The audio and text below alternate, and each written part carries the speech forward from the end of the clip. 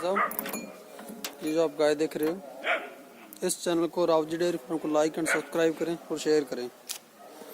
ये जी अभी 15 या 20 दिन लेगी गाय। राठी मिक्स है, राठी क्रॉस में 20+ दूध डाल देगी। अभी 20 दिन ले जाएगी।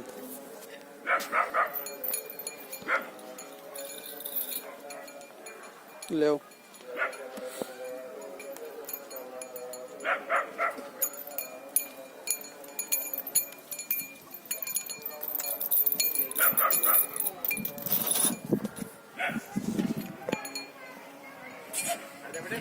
हाँ सर,